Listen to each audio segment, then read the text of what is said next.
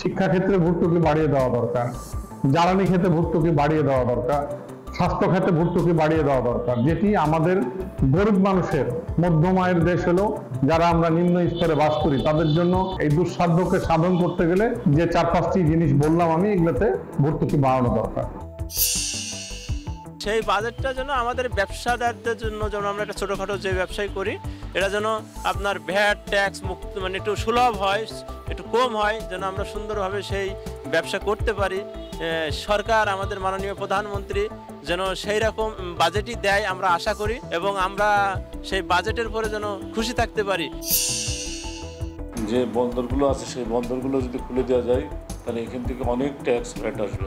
সেই ক্ষেত্রে ছোট ছোট পণ্যের যেসব ভ্যাটগুলো আছে সেই ভ্যাটগুলো যদি একটু সাশ্রয় চোখে দেখে সরকার, মাননীয় প্রধানমন্ত্রী, তাহলে আমাদের সাধারণ মানুষের ক্রয় ক্ষমতার ভিতরে অনেক জিনিস এসে যাবে।